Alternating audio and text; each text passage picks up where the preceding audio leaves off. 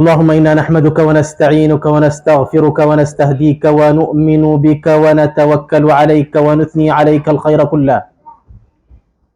نشكرك ولا نكفرك ونخلع ونترك من يفجرك. اللهم إياك نعبد ولك نصلي ونسجد وإليك نسعى ونحفد. نرجو رحمتك ونخشى عذابك فقنا عذابك يوم تبعث عبادك. اللهم لك أسلمنا وبك آمنا وعليك توكلنا وفيك خاصمنا ولك احتكمنا وبك استعنا. فاغفر لنا ربنا ما قدمنا وما أخرنا وما أسررنا وما أعلنا وما أنت أعلم به منا إنك أنت الغفور الرحيم. وأشهد أن لا إله إلا الله وحده لا شريك له، له الملك وله الحمد، يحيي ويميت وهو حي لا يموت، بيده الخير وهو على كل شيء قدير، هو الأول والآخر والظاهر والباطن وهو بكل شيء عليم. وأشهد أن نبينا وعظيمنا ورسولنا وحبيبنا وقدوتنا وأسوتنا محمد رسول الله. اللهم صل وسلم وبارك على سيدنا محمد وعلى آله وصحبه أجمعين. اللهم أحينا على سنته وتوفنا على ملته واحشرنا في زمرته وادخلنا الجنة تحت لوائه. اللهم أوردنا حوضه واشملنا بشفاعته واجزي خير ما جزيت نبيا عن أمته. أما بعد. You're probably expecting that we will speak about Ibrahim alayhi salam to continue, but we have an important milestone in the history of Islam that we should speak about. Today is the 2nd of Muharram in the Islamic calendar and the beginning of a new year, and we should speak about the hijrah, the migration of the Prophet sallallahu alaihi wasallam from Mecca to Medina. First of all, we should know that this milestone was chosen by Umar ibn al-Khattab. So before Islam, in Jahiliyyah, the date was according to an event that happened. For example, the Prophet they would say he was born in Aam al-Fil. He was born in the year of the elephant. The elephant, we know the story of Alam Tara Kayfa Fa'ala Rabbuka bi Ashabil Fil. Abraha, when he came with his elephants, he wanted to conquer Mecca and destroy the Kaaba. So because that was an event and they saw the miracle, the birds, Tayr Ababil, everything, they would put the date according to that year. They would say, for example, that thing happened after 2-3 months of Al-Fil, Aam Al-Fil. If a major event happens after it, they would name, for example, an earthquake. So they would put their date according to an event.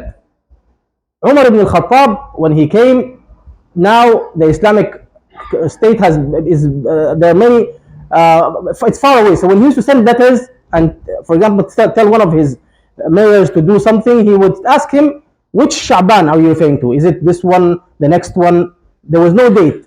So Umar ibn al-Khattab now gathered the Sahaba, and now this is the first lesson we should learn, the Mashura. The Shura, which is the collective opinion. He gathered, he was the leader, yes, and we know Umar ibn al-Khattab, the strong, the brave, he could have made the decision by himself. But no, he took the opinion of the Sahaba, of the companions, and asked them, how should we put the date? From when should we choose the birth of the Prophet sallallahu alaihi wasallam? It's a great event, yes, subhanallah. Should we choose the beginning of wahi, of revelation? So after 40 years, when Jibreel, the first revelation happened, how should we choose that date? And subhanallah, they came to the opinion of the hijrah, the date that the Prophet sallallahu alaihi wasallam migrated from Mecca to Medina. That's after 13 years of Islam. 13 years of revelation of wahi was the hijrah. And here is also a beautiful lesson why they chose this date. It's because this hijrah in Islam was the turn point, was the beginning of the haqq being, the haqq overtaking the batil, the truth, because 13 years of Mecca period, only 114 Muslims, subhanallah. But from the day, subhanallah, the Prophet on his journey to Medina, he met Burayda ibn Hussein, a great leader, with 80 of his tribe, and they took Islam. So you can imagine, in one day, more than half, those who took Shahada Islam in 13 years. So hijrah is an event we should speak about and take some lessons of. There are hundreds of lessons that can be, hundreds of benefits extracted, but unfortunately time is always against us. We will just choose 4 of them. The first is the planning of the Prophet ﷺ. the preparation, the utilization of resources, especially human resources, how the Prophet ﷺ planned well for this hijrah. It could have been just a miracle, yes, that the Prophet just goes, but he had steps of planning, he took steps of action, and this teaches us that we, unfortunately, all of us have no plan, have no goal, just whatever comes, whatever goal. But the Prophet ﷺ, let's see some of the preparation. The first of all is two camels prepared by Abu Bakr as-Siddiq. And these two camels were sent, the Prophet made 7 kilometers on foot.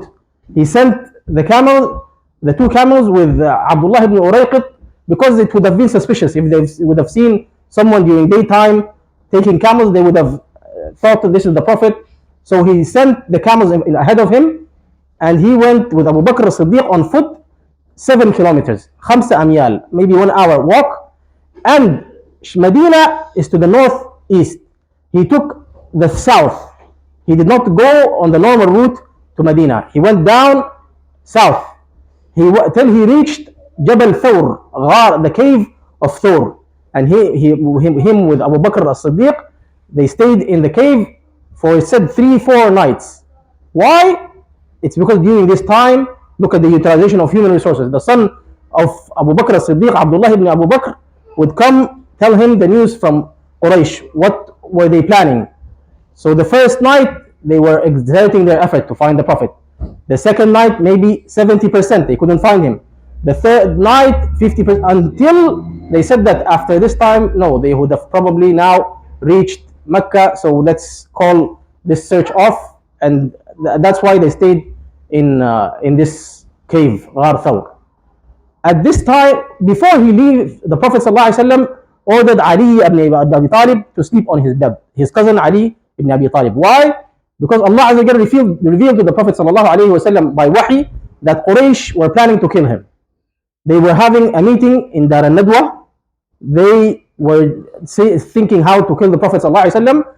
Iblis came in a form of human, an old man, and sat in the middle of them and gave them the idea that bring one youngster from each tribe, more than from Bani Ka'b, Bani Lu'ay, from various tribes, and then اضربوه ضربة رجل واحد. So after you kill him, his Banu Hashim, his tribe, cannot take revenge. They would say, these are 20 tribes, how are we going to fight 20 tribes?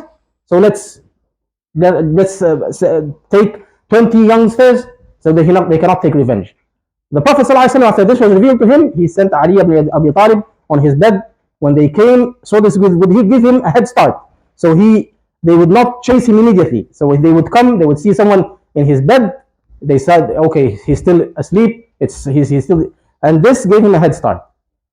Abdullah, even from the planning, Abdullah ibn Abi Bakr, this is the son of Abu Bakr, used to bring him the news and also some milk, some food. He had footsteps. The Abu Bakr ordered his Amir ibn Fuhayra, used to be a slave of Abu Bakr, but he freed him. He used to be the shepherd of Abu Bakr. With his goats and ghanam, he would come to cover the footsteps of the son, Abdullah ibn Abi Bakr. The Prophet started his journey. Abu Jahl came the next morning. You see the role of women even. Even women had a role in this hijrah, in this great milestone of Islam. Abu Jahl, the Fir'aun of this nation, he came to Abu Bakr's house, asked Asma ibn Abi Bakr, his daughter, where is your father? And she said, I don't know. And he slapped her so hard that her earring fell off. He slapped her because probably he thought she's being smart or whatever, he was angry. And this shows the role of smart women in Islam. Not only this, Asma ibn Abi Bakr, bint Abi Bakr, she used to prepare for them the food that she would give her brother, and she was given this great name, Dhat al-Nitaqayn, this name to Asma, because nitaq is like a belt women used to tie around their waist. So she took her belt, if we call it a belt, and she cut it into 2 halves. One of them she tied the food, and the other the drink, and gave it to her brother to give the Prophet ﷺ. And she got this great name, Asma Dhat al-Nitaqayn, from this role. And then the Prophet ﷺ on this journey to Medina, the second lesson is the first thing the Prophet started with is he built the mosque. A lot of us think that the Medina mosque now is the first mosque, but no. The first mosque in Islam was the Quba, Masjid Quba. At that time, it was outside Medina. And the Prophet, and this is referred to in Surah Bara'ah, لَمَسْجِدٌ أُسِّسَ عَلَى التَّقْوَى مِنْ أَوَّلِ يَوْمٍ أَحَقُّ أَن تَقُومَ فِيهِ. Then the Prophet ﷺ entered Medina. This Quba was outside Medina. When he entered the Medina on his camel, everyone wanted him as a guest. Everyone would take the rope of the camel, but the Prophet would say, دعوها فإنها مأمورة. Leave the camel. She is commanded by Allah Azza wa Jal to stop on a certain spot, on a certain place. It stopped in front of Abu Ayyub al-Ansari, his house. And this shows the humbleness. Abu Ayyub al-Ansari was not from the leaders or from not the richest, a normal, humble person. The Prophet ﷺ shared his home with him. At first he was on the upper level, and then because he had lots of guests, he told Abu Ayyub that it's difficult for me every time, and these guests to come upstairs. He moved down. Chose the role of the mosque in Islam. And Wallahi al-Azim, in Islam, mosque is not just a place of worship. It was the place for their meetings. Like you said, now the parliament, it was in the mosque. It was the place for their social activities. Even the play, they used to play in the mosque. As long as it's not salah time, why not? So let's have an active role in the mosque, not just only worship. A present role. Unfortunately, a lot of people don't come to the mosque only maybe to Jum'ah, or sometimes even from Eid to Eid. But try to have a presence in your mosque. Try not only worship, even your time and your financial role. Try to be active in your mosque. The third is the mu'akha, the brotherhood between al-Muhajirin and al-Ansar. The Prophet sallallahu alaihi wasallam, when he came, akha bayna al-Muhajirin wal-Ansar. Until one of the Ansar at the beginning of Islam, the Muhajir used to inherit the Ansari. Until this was changed later, but at the beginning, you can imagine this: someone would inherit you. The Muhajir would inherit the Ansar.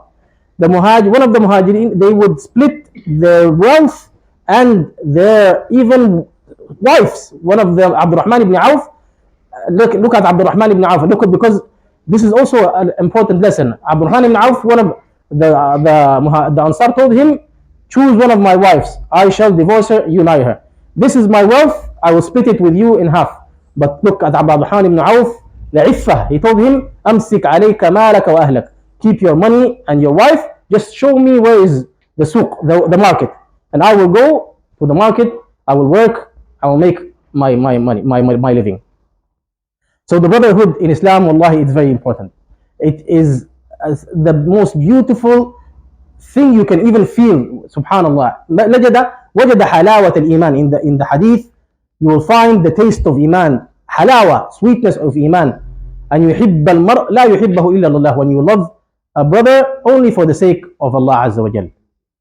And to conclude, the fourth lesson and the most important lesson from this hijrah is sacrifice. Wallahi, unfortunately, some of us cannot even sacrifice their comfort. But sacrifice, look at the sacrifice the Prophet and the companions. The Prophet, when he went out of Mecca, he turned toward Mecca and said, لأنت أحب البقاع إلي ولولا أن أخرجوني منك ما خرج. He said, you to Mecca, it's his hometown. He was born and raised there. He said, you are the most beloved land to me. If not your people have expelled me, I would have never left Mecca. They sacrificed their wealth. The Prophet, his ancestors, 4,000 years, it was difficult for him, but for the sake of Allah Azza wa Jal. Another companion, Abu Salama and Salama, they were migrating with their child. His tribe, his wife's tribe, they came after them and they said, okay, you want to leave, it's up to you, but why are you taking our daughter? They separated the husband from the wife. And the child, you know what happened to the child? The father's tribe came and said, okay, this is your daughter, you can take your daughter, but this child is ours. And it's said that the two tribes were pulling the child until his shoulder was dislocated. This child was separated, father, mother, child, all separated for the sake of Allah Azza wa Jal. Suhaib al-Rumi, when he came to Mecca, he was a slave until He worked and he bought his freedom and he became one of the richest in Mecca. When he came to migrate, the people of Quraysh, they caught him. They came after him, and they told him, why? How are you going to leave? أتيتنا وأنت صعلوق فقير. You came to us, you are poor, and you had nothing, and now you want to leave? He went on top of a hill and he had 20 arrows. He said, أنتم لتدرون أني أحسنكم رميا. I am the best of you who throws arrows. I have 20 arrows. I might kill 20 of you, and then you can catch me. But let's come to a better deal. He told them, I shall leave to you all my wealth. All my wealth. Would you let me go? And they said, yes. So he just showed them where all his wealth is, and they let him go on his hijrah. So we can see the amount of sacrifice they have done for this religion, for the sake of Allah Azza wa Jal. And we should know this, should have a little bit of sacrifice. No sacrifice, even some of us are engaged in haram, not willing to sacrifice it. And I will just give you this hadith. This one hadith, you remember, the Prophet says, لَمَنْ تَرَكَ شَيْئًا لِلَّهِ أَبْدَلَهُ اللَّهُ خَيْرًا مِنْهِ. In Musnad Imam Ahmad, whomever leaves anything for the sake of Allah Azza wa Jal, Allah Azza wa Jal will replace it with something better than that you have left. So whenever you are tested with two choices, if you leave it for the sake of Allah Azza wa Jal, have certainty that Allah Azza wa Jal will replace it with better, خيرا منه. And wallahi, by experience, من ترك شيئا لله أبدله الله خيرا منه. أقول قولي هذا وأستغفر الله لي ولكم فاستغفروه إنه هو الغفور الرحيم.